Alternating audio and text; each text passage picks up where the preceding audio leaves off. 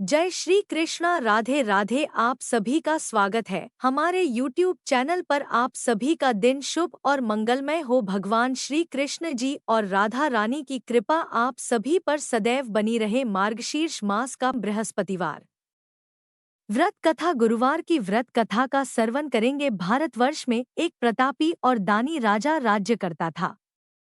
वह नित्य गरीबों और ब्राह्मणों की सहायता करता था। यह बात उसकी रानी को अच्छी नहीं लगती थी। वह ना ही गरीबों को दान देती, ना ही भगवान का पूजन करती थी और राजा को भी दान देने से मना किया करती थी। एक दिन राजा शिकार खेलने वन को गए हुए थे तो रानी महल में अकेली थी। उसी समय बृहस्पति देव साधु वेश में राजा के महल में भिक्षा लेने के लिए गए और भिक्षा मांगी तो रानी ने भिक्षा देने से इनकार कर दिया और कहा है, साधु महाराज, मैं तो दान पुण्य से तंगा गई हूँ। मेरा पति सारा धन लुटाते रहते हैं। मेरी इच्छा है कि हमारा धन नष्ट हो जाए, फिर ना रहेगा, बांस ना बजेगी बांसुरी। साधु ने कहा, देवी तुम तो बड़ी विचित्र हो। धन संतान तो सभी चाहते हैं, पुत्र और लक्ष्मी तो पापी के घर भी होने चाहिए। यदि तुम्हारे पास अधिक धन है तो भूखों को डोट भोजन दो, तो प्यास के लिए प्याऊ बनवाओ। मुसाफिरों के लिए धर्मशालाएं खुलवा हो। जो निर्धन अपनी कुंवारी कन्याओं का विवाह नहीं कर सकते, उनका विवाह करा दो। ऐसे और कई काम हैं जिनके करने से तुम्हारा यश लोक और परलोक में फैले गया। परंतु रानी पर उपदेश का कोई प्रभाव नहीं पड़ा। वह बोली, महाराज आप मुझे कुछ ना समझाएं। मैं ऐसा धन नहीं चाहती जो हर जगह बांटती फिरूं। साधु ने उत्तर दिया, यदि तुम्हारी ऐसी इच्छा है तो तथास्तु। तुम ऐसा करना कि बृहस्पतिवार को घर लीप कर पीली मिट्टी से अपना सिर धोकर स्नान करना, भट्टी चढ़ाकर कपड़े धोना। ऐसा करने से आपका सारा धन नष्ट हो जाएगा। इतना कहकर वह साधु महाराज वहां से आलोक हो गए और साधु के अनुसार कहीं बातों को पूरा करते हुए रानी को केवल 3 बृहस्पतिवार ही बीते थे कि उसकी समस्त धन संपत्ति नष्ट हो गई। वह जन के लिए राजा का परिवार तरसने लगा। तब एक दिन राजा ने रानी से बोला कि हे रानी, तुम यहीं रहो, मैं दूसरे देश को जाता हूँ, क्योंकि यहाँ पर सभी लोग मुझे जानते हैं, इसलिए मैं कोई छोटा कार्य नहीं कर सकता। ऐसा कहकर राजा परदेश चला गया। वहां वह जंगल से लकड़ी काट कर लाता और शहर में बेचता था। इस तरह वह अपना जीवन व्यतीत करने लगा। इधर राजा के परदेश जाते ही रानी और दासी दुखी रहने लगी। एक बार जब रानी और दासी को 7 दिन तक बिना भोजन के रहना पड़ा तो रानी ने अपनी दासी से कहा, हे दासी, पास ही के नगर में मेरी बहन रहती है, वह बड़ी धनवान है, तू उसके पास जा और कुछ लेकर आ ताकि थोड़ा बहुत गुजार बसर हो सके। रानी दासी की बहन के पास गई। उस दिन गुरुवार था और रानी की बहन उस समय बृहस्पतिवार व्रत की कथा सुन रही थी। दासी ने रानी की बहन को अपनी रानी का संदेश दिया, लेकिन रानी की बड़ी बहन ने कोई उत्तर नहीं दिया। जब दासी को रानी की बहन से कोई उत्तर नहीं मिला तो वह बहुत दुखी हुई और उसे क्रोध भी आया। दासी ने वापस आकर रानी को सारी बात बता दी। सुनकर रानी ने अपने भाग्य को कोसा। उधर रानी की बहन ने सोचा कि मेरी बहन की दासी आई थी परंतु मैं उससे नहीं बोली, इससे वह बहुत दुखी हुई होगी। कथा सुनकर और पूजन समाप्त करके वह अपनी बहन के घर आई और कहने लगी, है बहन, मैं बृहस्पतिवार का कर रही थी, तुम्हारी दासी मेरे घर आई थी, परंतु जब तक कथा होती है तब तक ना तो उठते हैं और ना ही बोलते हैं, इसलिए मैं नहीं बोली। कहो दासी क्यों गई थी? रानी बोली, बहन तुमसे क्या छुपाऊं, हमारे घर में खाने तक को अनाज नहीं था। ऐसा कहते कहते रानी की आंखें भर आई। उसने दासी समेत पिछले 7 दिनों से भूख रहने तक की बात अपनी बहन को विस्तार पूर्वक सुना दी। रानी की बहन बोली, देखो बहन, भगवा भन बृहस्पति सबकी मनोकामना को पूर्ण करते हैं। देखो शायद तुम्हारे घर में अनाज रखा हो। पहले तो रानी को डोट विश्वास नहीं हुआ, पर बहन के आग्रह करने पर उसने अपनी दासी को अंदर भेजा तो उसे सचमुच अनाज से भरा एक घड़ा मिल गया। यह देखकर दासी को बड़ी हैरानी हुई। दासी रानी से कहने लगी, हे रानी, जब हमको भोजन नहीं मिलता तो हम व्रत ही तो करते हैं, इसलिए क्यों ना इनसे व्रत और कथा की विधि पूछ ली जाए ताकि हम भी व्रत कर सके। तब रानी ने अपनी बहन से बृहस्पतिवार व्रत के बारे में पूछा। उसकी बहन ने बताया, बृहस्पतिवार के व्रत में चने की दाल और मुनक्का से विष्णु भगवान का केले की जड़ में पूजन करें तथा दीपक जलाए, व्रत कथा सुने और पीला भोजन ही करें। इससे बृहस्पति देव प्रसन्न होते हैं। और व्रत और पूजन विधि बताकर रानी की बहन अपने घर को लौट गई। 7 दिन के बाद जब गुरुवार आया तो रानी और दासी ने व्रत रखा। घुड़साल में जाकर चना और गुड़ लेकर आई, फिर उससे केले की जड़ तथा विष्णु भगवान का पूजन किया। अब पीला भोजन कहाँ से आए, इस बात को लेकर दोनों बहुत दुखी थी। चूंकि उन्होंने व्रत रखा था, इसलिए बृहस्पति देव उनसे प्रसन्न थे, इसलिए वे एक साधारण व्यक्ति का रूप धारण करके 2 थालों सुंदर पीला भोजन दासी को दे गए। भोजन पाकर दासी बहुत प्रसन्न हुई और फिर रानी के साथ मिलकर भोजन ग्रहण किया। उसके बाद वे सभी गुरुवार को व्रत और पूजन करने लगी। बृहस्पति भगवान की कृपा से उनके पास फिर से धन संपत्ति आ गई, परंतु रानी फिर से पहले की तरह आलस्य करने लगी। तब दासी बोली, देखो रानी, तुम पहले भी इस प्रकार आलस्य करती थी।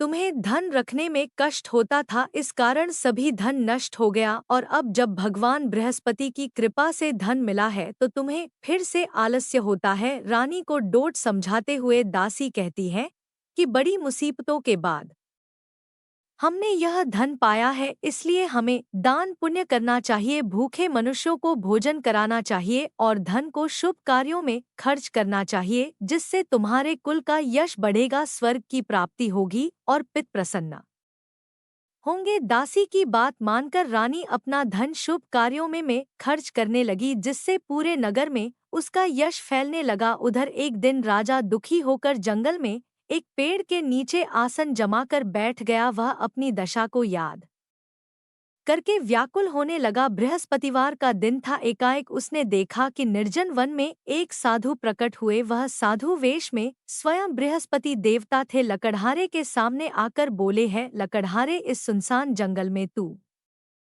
इतना चिंता मगन क्यों बैठा है? लकड़हारे ने दोनों हाथ हाथ जोड़कर प्रणाम किया और उत्तर दिया, महात्मा जी, आप सब कुछ जानते हैं, मैं क्या कहूँ? यह कहकर रोने लगा और साधु को अपनी आत्मकथा सुनाई। महात्मा जी ने कहा, तुम्हारी स्त्री ने बृहस्पतिवार के दिन बृहस्पति भगवान का निरादर किया है, जिसके कारण रुष्ट होकर उन्होंने तुम्हारी यह दशा कर दी। अब तुम चिंता को दूर करके मेरे कहने पर चलो तो तुम्हारे सब कष्ट दूर हो जाएंगे और भगवान पहले से भी अधिक संपत्ति देंगे। तुम बृहस्पति के दिन कथा किया करो। 2 पैसे के चने मुनक्का लाकर उसका प्रसाद बनाओ और शुद्ध जल से लोटे में शक्कर मिलाकर अमृत तैयार करो। कथा के पश्चात अपने सारे परिवार और सुनने वाले प्रेमियों में अमृत व प्रसाद को बांटकर खुद भी ग्रहण करो। ऐसा करने से भगवान तुम्हारी सब मनोकामनाएं पूरी करेंगे। साधु के ऐसे वचन सुनकर लकड़हारा बोला, हे प्रभु, मुझे लकड़ी बेचकर इतना पैसा नहीं मिलता जिससे भोजन के उपरांत कुछ बचा सकूं। मैंने रात्रि में अपनी स्त्री को व्याकुल देखा है, मेरे पास कुछ भी नहीं जिससे मैं उसकी खबर मंगा सकूं, और फिर मैं बृहस्पति देव की क्या कहानी सुनूं? मुझको तो कुछ भी मालूम नहीं है। साधु ने कहा, है लकड़हारे, तुम किसी बात की चिंता मत करो। बृहस्पतिवार के दिन तुम रोजाना की तरह लकड़ियां लेकर शहर को जाओ। तुमको रोज से दुगना धन प्राप्त होगा, जिससे तुम भली भांति भोजन कर लोगे और बृहस्पति देव की पूजा का सामान भी आ जाएगा। बृहस्पति देव की कथा इस प्रकार है, सुनो। प्राचीन काल में एक ब्राह्मण रहता था। वह बहुत निर्धन था, उसकी कोई संतान नहीं थी। उसकी स्त्री बहुत मलिन होता के साथ रहती थी। वह स्नान नहीं करती, किसी देवता का पूजन नहीं करती। इससे ब्राह्मण देवता बड़े दुखी थे। बेचारे बहुत कुछ कहते थे, किंतु उसका कुछ परिणाम नहीं निकला। भगवान की कृपा से ब्राह्मण की स्त्री के कन्या रूपी रत्न पैदा हुआ। कन्या बड़ी होने पर प्रातः स्नान करके विष्णु भगवान का जाप और बृहस्पतिवार का व्रत करने लगी। अपने पूजन पाठ को समाप्त करके विद्यालय जाती तो अपनी मुट्ठी में जो भर के ले जाती और पाठशाला के मार्ग में डालती जाती। तब यह जस वर्ण के हो जाते तो लौटते समय को बीन कर घर ले आती। एक दिन वह बालिका सूप में उस सोने की जौ को फटक कर साफ कर रही थी। उसके पिता ने देख लिया और कहा, है बेटी, सोने की जौ के लिए सोने का सूप होना चाहिए। दूसरे दिन बृहस्पतिवार था। इस कन्या ने व्रत रखा और बृहस्पति देव से प्रार्थना करके कहा, मैंने आपकी पूजा सच्चे मन से की है तो मेरे यह सोने का सूप दे दो। बृहस्पति देव ने उसकी प्रार्थना स्वीकार कर ली। रोजाना की तरह वह कन्या जो फैलाती हुई जाने लगी। जब लौटकर जो बीन रही थी तो बृहस्पति देव की कृपा पा से सोने का सूप मिला। उसे वह घर ले आई और उसमें जस साफ करने लगी, परंतु उसकी माँ का वही ढंग रहा। एक दिन की बात है कि वह कन्या सोने के सूप में जौ साफ कर रही थी। उस समय उस शहर का राजपुत्र वहां से होकर निकला। इस कन्या के रूप और कार्य को देखकर मोहित हो गया और अपने घर आकर भोजन और जल त्याग कर उदास होकर लेट गया। राजा को इस बात का पता लगा तो अपने प्रधानमंत्री के साथ उसके पास गए और बोले, हे बेटा, तुम्हें किस बात का कष्ट है? किसी ने तुम्हारा अपमान किया है अथवा और कोई कारण हो सो कहो, मैं वही कार्य करूंगा जिससे तुम्हें प्रसन्नता हो। अपने पिता की राजकुमार ने बातें सुनी तो वह बोला, मुझे आपकी कृपा से किसी बात का दुख नहीं है, किसी ने मेरा अपमान नहीं किया है, परंतु मैं उस लड़की से विवाह करना चाहता हूँ जो सोने के सूप में जौ साफ कर रही थी। यह सुकर राजा आश्चर्य में पड़ गया और बोला, है बेटा, इस तरह की कन्या का पता तुम ही लगाओ, मैं उसके साथ तेरा विवाह अवश्य ही करवा दूंगा। राजकुमार ने उस लड़की के घर का पता बताया। तब मंत्री उस लड़की के घर गए और ब्राह्मण देवता को सभी हाल बताया। ब्राह्मण देवता राजकुमार के साथ अपनी कन्या का विवाह करने के लिए तैयार हो गए तथा विधि विधान के अनुसार ब्राह्मण की कन्या का विवाह राजकुमार के साथ हो गया। कन्या के घर से जाते ही पहले की भांति उस ब्राह्मण देवता के घर में गरीबी का निवास हो गया। अब भोजन के लिए भी अन्य बड़ी मुश्किल से मिलता था। एक दिन दुखी होकर ब्राह्मण देवता अपनी पुत्री के पास गए। बेटी ने पिता की दुखी अवस्था को देखा और अपनी माँ का हाल पूछा। तब ब्राह्मण ने भी सभी हाल कहा। कन्या ने बहुत सा धन देकर अपने पिता को विदा कर दिया। इस तरह ब्राह्मण का कुछ समय सुखपूर्वक व्यतीत हुआ। कुछ दिन के बाद फिर वही हाल हो गया। ब्राह्मण फिर अपनी कन्या के यहाँ गया और सारा हाल कहा तो लड़की बोली, है पिताजी, आप माता जी को यहाँ ले आओ, मैं उन्हें विधि बता दूंगी जिससे उनकी गरीबी दूर हो जाए। वह ब्राह्मण देवता अपनी स्त्री को साथ लेकर पहुँचे तो अपनी माँ को समझाने लगी कि हे माँ, तुम प्रातःकाल प्रथम स्नान आदि करके विष्णु भगवान का पूजन करो तो सब दरिद्रता दूर हो जाएगी। परंतु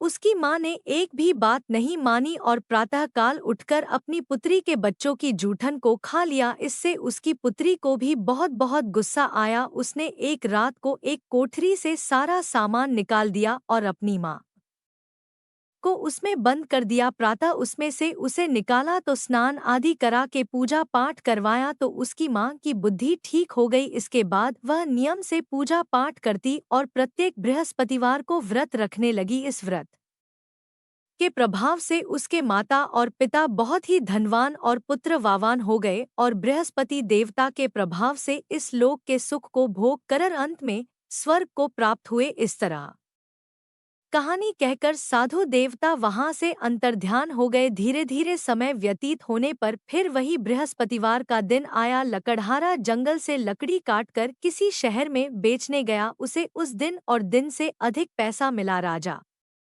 ने चना गुड़ आदि लाकर गुरुवार का व्रत किया। उस दिन से उसके सभी क्लेश दूर हो गए। परंतु तो जब दोबारा गुरुवार का दिन आया तो बृहस्पतिवार का व्रत करना भूल गया। इस कारण बृहस्पति भगवान नाराज हो गए। उस दिन उस नगर के राजा ने विशाल यज्ञ का आयोजन किया था तथा शहर में यह घोषणा करा दी कि कोई भी मनुष्य अपने घर में भोजन ना बनवाए, ना आग जलाए। समस्त जनता मेरे यहाँ भोजन करने आए। इस आज्ञा को जो ना मानेगा उसे फांसी की सजा दी जाएगी। इस तरह की घोषणा संपूर्ण नगर में करवा दी गई। राजा की आज्ञा के अनुसार शहर के सभी लोग भोजन करने गए, लेकिन लकड़हारा कुछ देर से पहुंचा, इसलिए राजा उसको अपने साथ घर लेकर गए और ले जाकर भोजन करा रहे थे तो रानी की दृष्टि उस खूंटी पर पड़ी जिस पर उसका हार लटका हुआ था। वह वहां पर दिखाई नहीं दिया। रानी ने निश्चय किया कि मेरा हार इस मनुष्य ने चुरा लिया है। उसी समय सिपाहियों को बुलाकर उसको कारागार में डलवा दिया। जब कड़ कारागार में पड़ गया और बहुत दुखी होकर विचार करने लगा कि ना जाने कौन से पूर्व जन्म के कर्म से मुझे यह दुख प्राप्त हुआ है, और उसी साधु को याद करने लगा जो कि जंगल में मिला था उसी समय। तत्काल बृहस्पति देव साधु के रूप में प्रकट हुए और उसकी दशा को देखकर कहने लगे, अरे मूर्ख, तूने बृहस्पति देव की कथा नहीं करी, इस कारण तुझे दुख प्राप्त हुआ है। अब चिंता मत कर, बृहस्पतिवार के दिन कारागार के दरवाजे पर 4 पैसे पड़े मिलेंगे, उनसे तू बृहस्पति देव की पूजा करना, तेरे सभी कष्ट दूर हो जाएंगे। बृहस्पतिवार के दिन उसे 4 पैसे मिले। लकड़हारे ने कथा कही। उसी रात्रि को बृहस्पति देव ने उस नगर के राजा कोडोट स्वप्न में कहा है, राजा, तुमने जिस आदमी को कारागार में बंद कर दिया है वह निर्दोष है, वह राजा है, उसे छोड़ देना। रानी का हार उसी खूंटी पर लटता है, अगर तू ऐसा नहीं करेगा तो मैं तेरे राज्य को नष्ट कर दूंगा। इस तरह रात्रि के स्वप्न को देखकर राजा प्रातः काल उठा और खोटी पर हार देखकर लकड़हारे को बुलाकर क्षमा मांगी और लकड़हारे को योग्य सुंदर वस्त्र आभूषण देकर विदा कर दिया। बृहस्पति देव की आज्ञा के अनुसार लकड़हारा अपने नगर को चल दिया। राजा जब अपने नगर के निकट पहुंचा तो उसे बड़ा आश्चर्य हुआ। नगर में पहले से अधिक बाग, तालाब, कुएं तथा बहुत सी धर्मशाला, मंदिर आदि बन गई है। राजा ने पूछा, यह किसका बाग और धर्मशाला है? तब नगर के सब लोग कहने लगे, यह सब रानी और बंदी के हैं।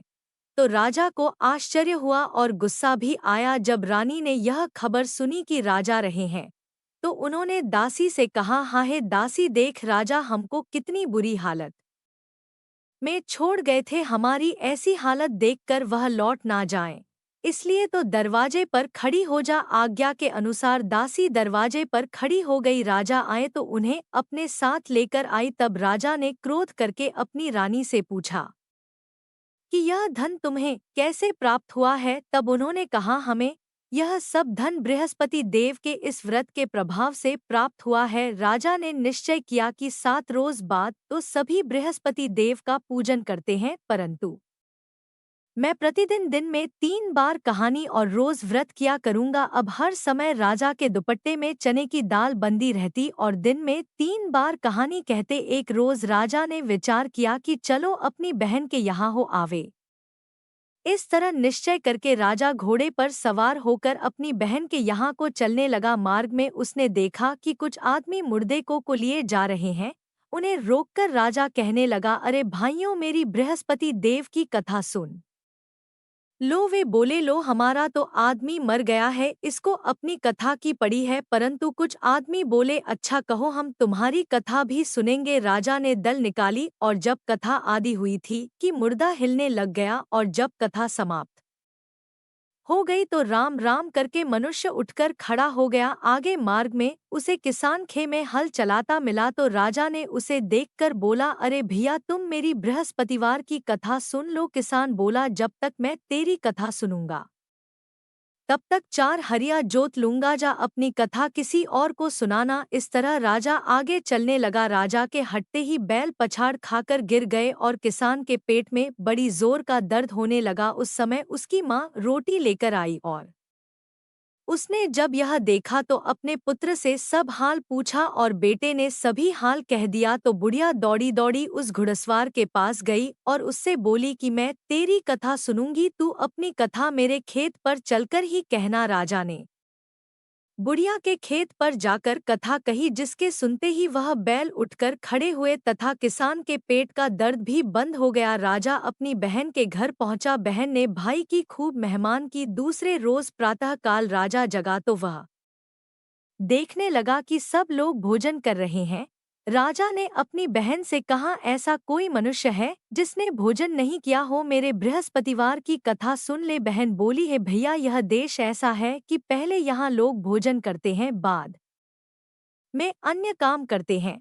अगर कोई पड़ोस में हो तो देख आऊं। वह ऐसा कहकर देखने चली गई, परंतु उसे कोई ऐसा व्यक्ति नहीं मिला जिसने भोजन ना किया हो। वह एक कुम्हार के घर गई जिसका लड़का बीमार था। उसे मालूम हुआ कि उनके यहाँ 3 रोज से किसी ने भोजन नहीं किया है। रानी ने अपने भाई की कथा सुनने के लिए कुम्हार से कहा, वह तैयार हो गया। राजा ने जाकर बृहस्पतिवार की कथा कही, जिसको सुनकर उसका लड़का ठीक हो गया। अब तो राजा की प्रशंसा होने लगी। एक रोज राजा ने अपनी बहन से कहा कि हे बहन, हम अपने घर को जाएंगे, तुम भी तैयार हो जाओ। राजा की बहन ने अपनी सास से कहा तो सास ने कहा, हाँ चली जा, परंतु अपने लड़कों को मत ले जाना, क्योंकि तेरे भाई की कोई औलाद नहीं है। बहन ने अपने भैया से कहा, है भैया मैं तो चलूंगी, पर कोई बालक नहीं चलेगा। तो राजा बोला, जब कोई बालक नहीं चलेगा तब तुम ही क्या करोगी। बड़े दुखी मन से राजा अपने नगर को लौट आया। राजा ने अपनी रानी से कहा, हम निर्वंश हैं, हमारा मुँह देखने का धर्म नहीं है और कुछ भोजन नहीं किया है। रानी बोली, है प्रभु, बृहस्पति देव ने हमें सब कुछ दिया है, वह हमें औलाद अवश्य देंगे। उसी रात को बृहस्पति देव ने राजा से स्वप्न में कहा, है राजा उठो, सभी सोच त्याग दो, तेरी रानी गर्भ से है। राजा को यह बात सुनकर बड़ी खुशी हुई। नवंबर महीने में उसके गर्भ से एक सुंदर पुत्र पैदा हुआ। तब राजा बोला, है रानी स्त्री बिना भोजन के रह सकती है, पर बिना कहे नहीं रह सकती। जब मेरी बहन आएगी तुम उससे कुछ मत कहना। रानी ने सुनकर हाँ कर दिया। जब राजा की बहन ने यह शुभ समाचार सुना तो वह बहुत खुश हुई और बधाई लेकर अपने भाई के यहाँ आई। तभी रानी ने कहा, घोड़ा चढ़कर तो नहीं आई है, गधा चढ़कर आई है। राजा की बहन बोली, भाभी मैं इस प्रकार ना कहती तो तुम्हें औलाद से मिलती। बृहस्पति देव ऐसे ही हैं, जैसी जिसके मन में कामनाएं हैं सभी को पूर्ण करते हैं। जो सद्भावना पूर्वक बृहस्पतिवार का व्रत करता है एवं कथा पढ़ता है अथवा सुनता है, दूसरों को सुनाता है, बृहस्पति देव उनकी सभी मनोकामनाएं पूर्ण करते हैं। बृहस्पति देव उनकी सदैव रक्षा करते हैं। जो संसार में सद्भावना और सच्चे हृदय से बृहस्पति देव का पूजन करते हैं, उनकी सभी मनोकामनाएं उसी सी प्रकार पूर्ण होती है। जैसे राजा और रानी ने बृहस्पति देव की कथा का गुणगान किया, उनकी सभी इच्छाएं बृहस्पति देव ने पूर्ण की। मनुष्य को हृदय से उनका मनन करते हुए जयकारा करना चाहिए। तो प्रेम से बोलिए, बृहस्पति देव की जय, विष्णु भगवान की जय, समस्त देवी देवताओं की जय। अब आप भगवान बृहस्पति देव की आरती श्रवण कीजिए। ओम जय बृहस्पति देवा, ओम जय बृहस्पति देवा, छिन्न चिन्ह भोग लगाओ, कदली फल मेवा। ओम जय बृहस्पति देवा, तुम पूर्ण परमात्मा, तुम अंतर्यामी जगत पिता जगदीश्वर, तुम सबके स्वामी। ओम जय बृहस्पति देवा, चरणामृत निज निर्मल, सब पातक हरता, सकल मनोरथ दायक, कृपा करो भरता। ओम जय बृहस्पति देवा, तन मन धन अर्पण कर, जो जन शरण पड़े प्रभु प्रकट, तब होकर आकर दवाए खड़ी। ओम जय बृहस्पति देवा, दीन दयाल दया निधि, भक्तन हितकारी, पाप दोष सब हरता, भव बंधन हारी। ओम जय बृहस्पति देवा, सकल मनोरथ दायक, सब संशय तार, विषय विकार मिटा, संतन सुख का। ओम जय बृहस्पति देवा, जो कोई आरती तेरी प्रेम सहित गावे, ज्येष्ठा नंद बन सो निश्चय ही पावे। ओम जय बृहस्पति देवा, ओम जय बृहस्पति देवा, प्रेम से बोलिए भगवान बृहस्पति देव की जय, बोलिए भगवान श्री लक्ष्मी नारायण जी की जय। धन्यवाद। नमो भगवते वासुदेवाय नम। विश्वण विष्णु वषट्कारो भूत भव्यवत प्रभुः भूतकृत भूतभृत भावो भूतात्मा भूत भावना। एक भूतात्मा परमात्मा च मुक्ताना परम गतिया, अव्ययः पुरुष साक्षी क्षेत्रज्ञो अक्षर एव च। दो योगो योगविदा नेता प्रधान पुरुषेश्वरः नारसिंहः पुः श्रीमान केशवः पुरुषोत्तमा। तीन सर्वः शर्वः शिवः स्थाणु भूतादि निधि अव्यय संवो भावनो भर्ता प्रभवः प्रभु ईश्वरः। चार स्वयंभुवः शंभु आदित्यः पुष्कराक्षो महास्वना, अनादिनिधनो धाता विधाता धातुरुत्तमा। पाँच अप्रमेयो हृषिकेशः पद्मनाभो अमर प्रभुः विश्वकर्मा मनुस्त्वष्टा स्थविष्ठः स्थविरो ध्रुवः। 6 अग्राह्य शाश्वतः कृष्णो लोहिताक्षः प्रतर्दना, प्रभूतः त्रिक्कुब्धाम पवित्रम मंगलपरान्। 7 ईशानः प्राणदः प्राणो ज्येष्ठः श्रेष्ठः प्रजाप्त्या। हिरण्यगर्भो भूगर्भो माधवो मधुसूदना। 8 ईश्वरो विक्रमी। धन्वी मेधावी विक्रमः क्रमा। अनुत्तमो दुराधर्षः कृतज्ञः कृति आत्मवान्। 9 सुरेशः शरणं शर्म विश्वरेताः प्रजाभव। अह संवत्सरो व्यालः प्रत्ययः सर्वदर्शना। 10 अजः सर्वेश्वरः सिद्धः सिद्ध्यः। सर्वादि अच्युतः। वृषाक्पि अमेयात्मा सर्वयोगविनिहसृता। 11 वसु वसुम्नाः सत्यः समात्मा सन्मितः समा। अमोघः पुण्डरीकाक्षो वृषकर्मा वृषाकृत्य। 12 रुद्रो बहुशिरा बभ्रु विश्वयोनिः शुचिश्रवाः। अमृतः शाश्वतः स्थाणु वरारोहो महात्पाः। 13 सर्वगः सर्वविद्भानु विश्वक्सेनो जनार्दना। वेदो वेदविदव्यंगो वेदांगो वेदवित् कविः। 14 लोकाध्यक्षः सुराध्यक्षो धर्माध्यक्षः कृताकृता। चतुरात्मा चतुर्व्यूह चतुर्दंष्ट्र चतुर्भुज। 15 भ्राजिष्णु भोजनम भोक्ता सहिष्णु जगदादिज। अनघो विजयो जेता विश्वयोनिः पुनर्वसुः। 16 उपेन्द्रो वामनः प्रांशु अमोघः शुचि ऊर्जितः। अतीन्द्रः संग्रहः सर्गो धृतात्मा नियमो यमः। 17 वेद्यो वैद्यः सदायोगी वीरः माधवो मधुः। अतीन्द्रियो महामायो महोत्साहो महाबला। 18 महाबुद्धि महावीर्यो महाशक्ति महाद्युतिय। अनिर्देशवपुः श्रीमान अमेयात्मा महादृधृक्। 19 महेश्वासो महीभर्ता श्रीनिवासः सतांगतिय। अनिरुद्धः सुरानंदो गोविंदो गोविदाम्पतिः। 20 मरीचि दमनो हंसः सुपर्णो भुजगोत्तमः। हिरण्यनाभः सुत्पाः पद्मनाभः प्रजाप्त्या। 21 अमृत्युः सर्वदृक् सिंहः संधाता संधिमान् स्थिरः। अजो दुर्मर्षणः शास्ता विश्रुतात्मा सुरारिः। 22 गुरुः गुरुत्मो धामः सत्यः सत्यपराक्रमः। निमिषो अनिमिष स्रग्वी वाचस्पति उदार्धीः। 23 अग्रणी ग्रामणीः श्रीमान् न्यायो नेता समीरणः। सहस्रमूर्धा विश्वात्मा सहस्राक्षः सहस्रपात्। 24 आवर्तनो निवृत्तात्मा संवृतः संप्रमर्दन। अह संवर्तको वहनीय अनिलो धरणीधर। 25 सुप्रसादः प्रसन्नात्मा विश्वधृक् विश्वभुक् विभुः। सत्कर्ता सकृतः साधु जहनु नारायणो नरः। 26 असंख्ययो अप्रमेयात्मा विशिष्ट शिष्टकृतशुचय। सिद्धार्थः सिद्धसंकल्पः। सिद्धिदः सिद्धिसाधनः। 27 वृषाहि वृषभो विष्णु वृषपर्वा वृषोदरः। वर्धनो वर्धमानश्च विविक्तः श्रुतिसागरः। 28 सुभुजो दुर्धरो वाग्मी महेन्द्रो वसुदो वसुः। नैक्रूपो बृहदरूपः शिपिविष्ट। प्रकाशना। 29 ओज तेजोद्युतिधरः प्रकाशात्मा प्रतापना। रिद्धः स्पष्टाक्षरो मंत्र चंद्रांशु भास्करद्युतिः।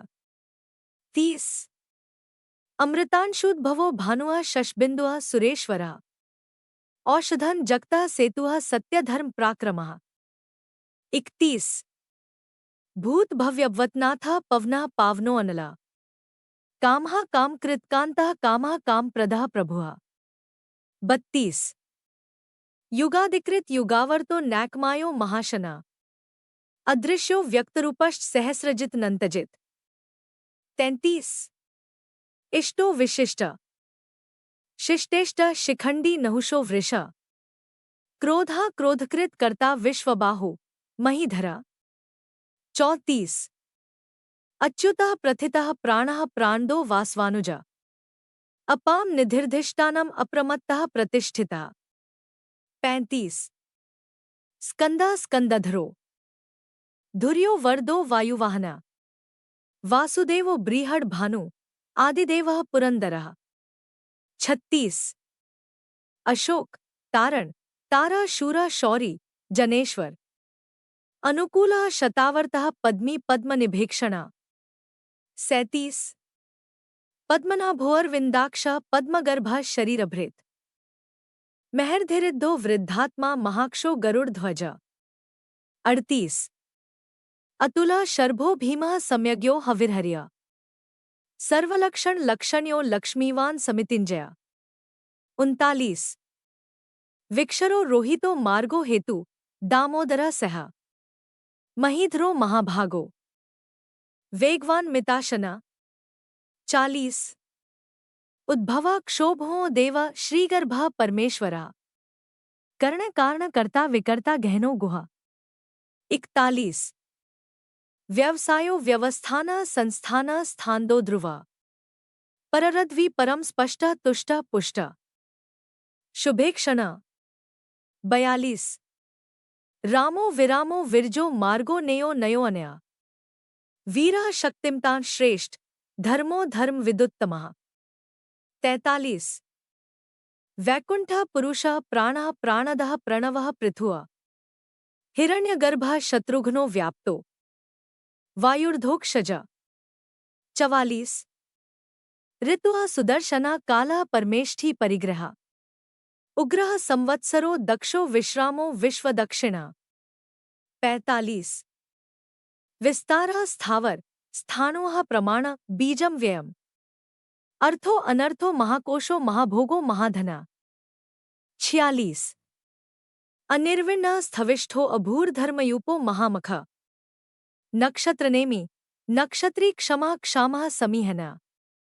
47 यज्ञ इज्यो महेज्यश्च क्रतुः सत्रन सतांगतिया सर्वदर्शी विमुक्तात्मा सर्वज्ञो ज्ञानमुत्तमा।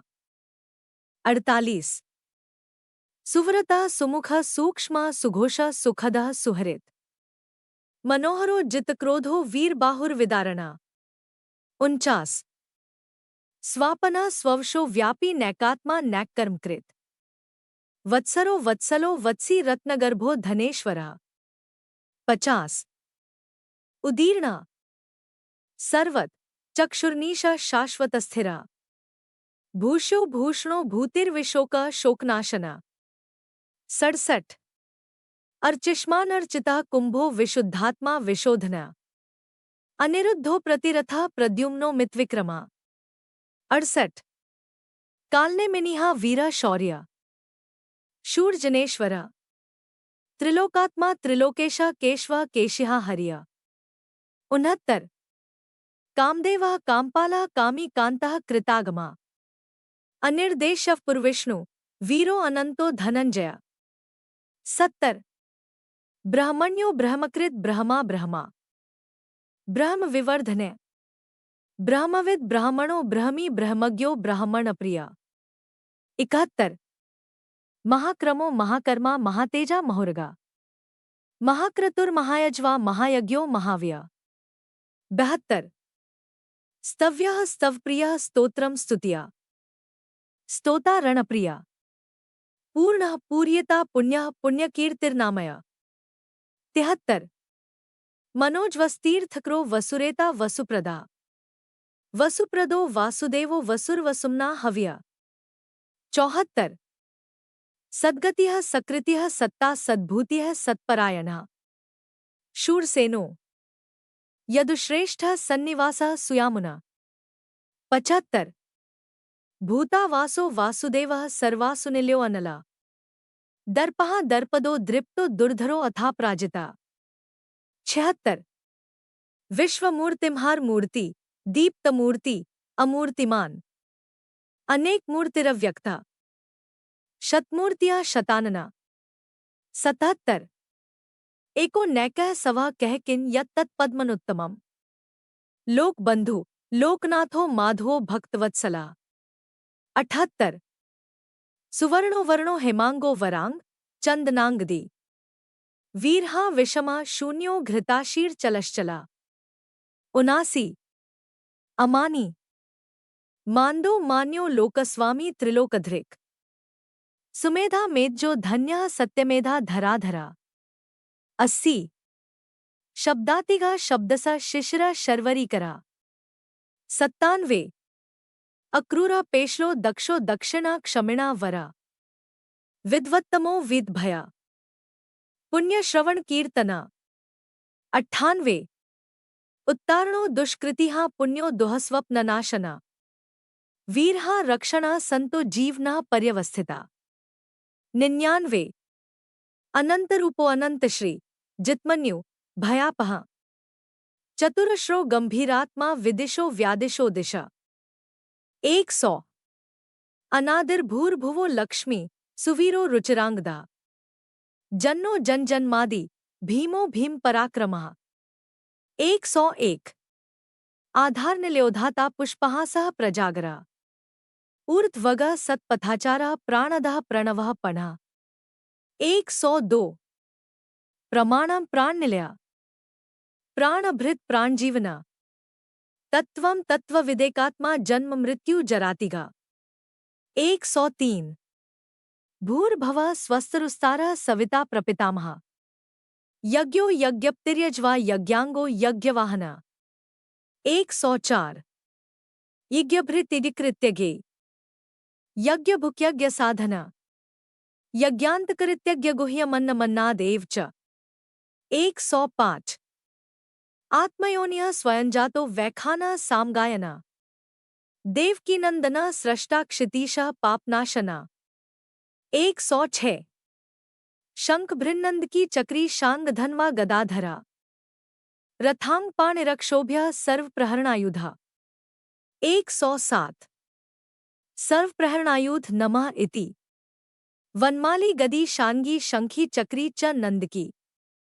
श्रीमान नारायणो विष्णु वासुदेवो अभिरक्षतु।